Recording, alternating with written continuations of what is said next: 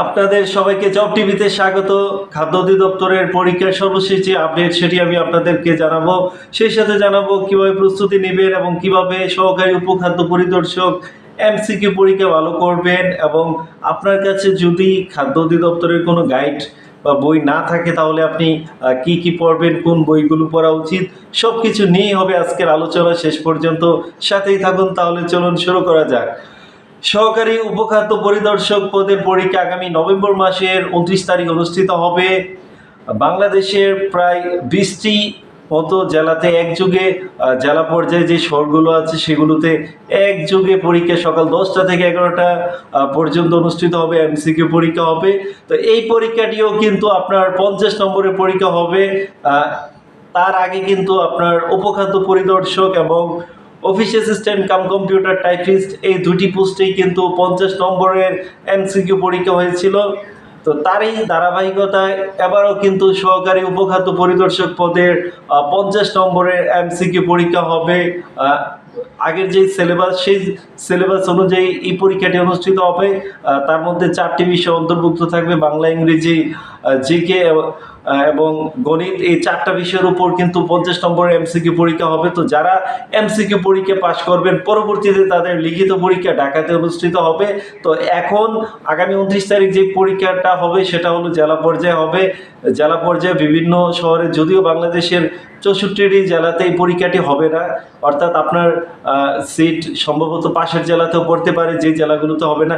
আমি যদি বলি যে বাংলাদেশের কোন কোন বিভাগের কোন কোন জেলাগুলোতে হতে পারে, তো আমি একটু সংক্ষিপ্তভাবে আপনাদেরকে জানিয়ে দিচ্ছি। যদি চট্টগ্রাম বিভাগ দিয়ে শুরু করি তাহলে চট্টগ্রাম বিভাগের কুমিল্লা, নোয়াখালী এবং চট্টগ্রাম বিভাগের এই 3টি জেলাতে পরীক্ষা হবে। কুমিল্লা, নোয়াখালী এবং চট্টগ্রাম এই 3টি জেলাতে। যারা কক্সবাজার আছেন তাদের কক্সবাজার এবং পার্বত্য যে জেলাগুলো তাদের পরীক্ষার সেন্টার কিন্তু চট্টগ্রামে পড়বে। সেই সাথে যেমন চাঁদপুর, ব্রাহ্মণবাড়িয়া তাদের পরীক্ষার সেন্টার কিন্তু কুমিল্লাতে পড়বে। সেই সাথে ফেনী এবং লক্ষ্মীপুর, নোয়াখালী এই 3টি জেলার সেন্টার কিন্তু নোয়াখালীতে পড়বে। এবার যদি আমি ঢাকার কথা বলি তাহলে ঢাকাতে পরীক্ষা হবে এবং ঢাকার সাথে যুক্ত হবে ফরিদপুর এবং টাঙ্গাইল। এই 3টি জেলাতে কিন্তু পরীক্ষা হবে। তো অর্থাৎ এর আশেপাশের যে জেলাগুলো আছে তাদের পরীক্ষা কিন্তু ফরিদপুর, ঢাকা, টাঙ্গাইল এই জেলাগুলোতে তাদের সিট পড়বে। আমি যদি বরিশালের কথা বলি তাহলে বরিশাল এবং পটুয়াখালী এই দুইটা জেলাতে পরীক্ষা হবে। তো ঝালকাঠি এবং আরও একটি জেলা আছে বরগুনা, ঝালকাঠি, বরগুনা, ভোলা এই 3টি জেলার সেন্টার কিন্তু পটুয়াখালী এবং বরিশাল এই 2টি জেলাতে অন্তর্ভুক্ত হবে। সেই সাথে খুলনা বিভাগের কথা যদি বলি, খুলনাতে পরীক্ষা হবে। সেই সাথে কুষ্টিয়াতে হবে। তো খুলনা বিভাগের যে অন্য যে জেলাগুলো আছে, বাগেরহাট, আরও ঝিনাইদহ শহরের অন্য জেলাগুলো, তো সেই সাথে তাদের পরীক্ষার সেন্টার কিন্তু খুলনা এবং কুষ্টিয়াতে পড়বে। তো শেষের দিকে যদি কেন ম্যানেজ না হয় তাহলে আরও কয়েকটি জেলা অন্তর্ভুক্ত হতে পারে। তো ভাগ্য ভালো হলে আপনার নিজ জেলায় পরীক্ষা হবে। রাজশাহীর কথা যদি বলি তাহলে রাজশাহী এবং বগুড়া, নাটোর এইগুলোতে কিন্তু পরীক্ষা হবে। আর সেই সাথে রংপুর, দিনাজপুর তো এই জেলাগুলোতে কিন্তু পরীক্ষা হবে। এবং আর আশেপাশের যে জেলাগুলো আছে তাদের সেন্টার কিন্তু দিনাজপুর, রংপুরে পড়বে। আর যদি ক্যান্ডিডেটের সংখ্যা অনেক বেশি হয় সেক্ষেত্রে হয়তো আরও কিছু নতুন নতুন জেলা অন্তর্ভুক্ত হতে পারে যেগুলোতে পরীক্ষা হবে। সিলেটের কথা যদি বলি তাহলে সিলেটে পরীক্ষা হবে হবিগঞ্জ, মৌলভীবাজার এবং সুনামগঞ্জ এই 3টি জেলার সেন্টার কিন্তু সিলেটে পড়তে পারে। তো এবার আসি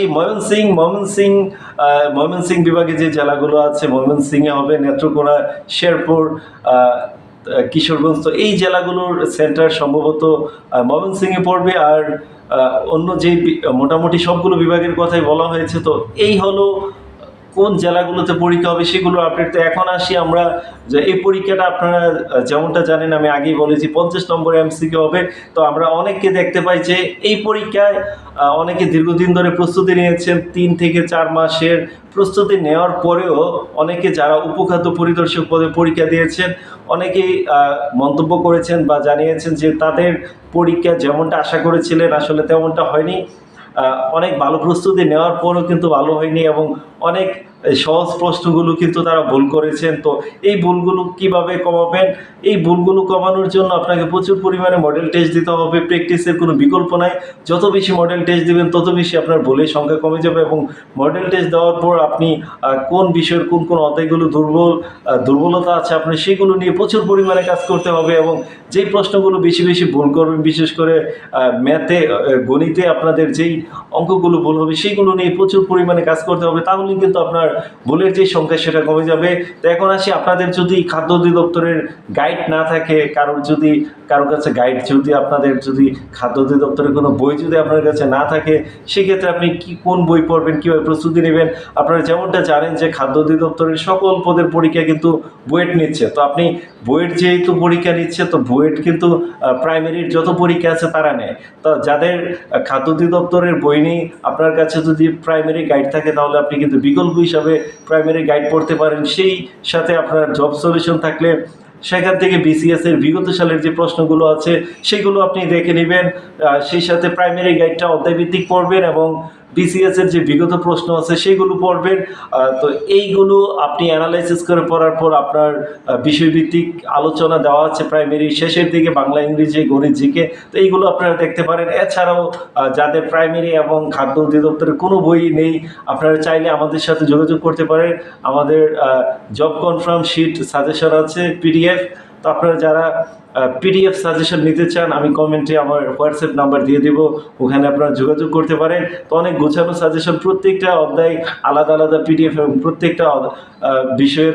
প্রত্যেকটা বিষয় আলাদা আলাদা পিডিএফ, প্রত্যেকটা বিষয়ের প্রত্যেকটা অধ্যায় কিন্তু আলাদা ইম্পর্টেন্ট প্রশ্ন দিয়ে সাজানো, কম সময়ের মধ্যে ভালো একটা প্রস্তুতি নিতে পারবেন। চাইলে যোগাযোগ করতে পারেন। যদিও আমি সাজেশন সেল করার জন্য আমি বলছি না, যদি আপনাদের একান্ত বই বা কোনো কিছু না থাকে, তাহলে শেষ পর্যায়ে প্রস্তুতি নেওয়ার জন্য আমার সাথে যোগাযোগ করতে পারেন। তো এই হলো আপনার যাদের বই নাই, আপনারা চাইলে প্রাইমারির বইটা পড়বেন, সেই সাথে বিসিএস এর বিগত প্রশ্ন। আর তারপরেও যদি আপনাদের কোনো কিছুই না থাকে, তাহলে আমাদের সাজেশন নিতে আমাদের সাথে যোগাযোগ করতে পারেন। তো এই ছিল খাদ্য অধিদপ্তরের পরীক্ষার সর্বশেষ আপডেট, এবং আমরা ভূমি অধিদপ্তরের পরীক্ষার আপডেট আমরা জানাবো বলছি, সেটা নিয়ে বিস্তারিত ভিডিও আমরা খুব দ্রুতই দিব, কারণ এখনো পর্যন্ত আমরা অথেন্টিক যে নিউজটা সেটা এখনো পর্যন্ত আমাদের হাতে আসেনি। ভূমি অধিদপ্তরের পরবর্তী কোন পদের পরীক্ষা হবে এবং কয় তারিখ হবে সেটা নিশ্চিত হওয়ার পর আমরা একটা ভিডিও দিব, এবং ওখানে আপনারা ফাইনালি জানতে পারবেন ভূমি অধিদপ্তরের পরীক্ষা কয় তারিখ হবে। তাহলে জব টিভি আপনার স্বপ্নের সাথে আমাদের চ্যানেলটি সাবস্ক্রাইব করে সাথেই থাকুন, এবং আপনি কিন্তু কমেন্টে আপনার মতামত জানাতে পারেন, বা যে কোনো প্রশ্ন থাকলে করতে পারেন। পরবর্তীতে কোন বিষয়ের উপর ভিডিও দেখতে চান সেটা কমেন্টে জানান, এবং আপনার কোনো প্রশ্ন থাকলে সেটাও কমেন্টে জানাতে পারেন। আমি চেষ্টা করব আপনাদের প্রত্যেকটা প্রশ্নের উত্তর দিতে। সবাইকে অনেক ধন্যবাদ সময় দেওয়ার জন্য। আমাদের চ্যানেলটি সাবস্ক্রাইব করে সাথেই থাকুন। আল্লাহ হাফেজ।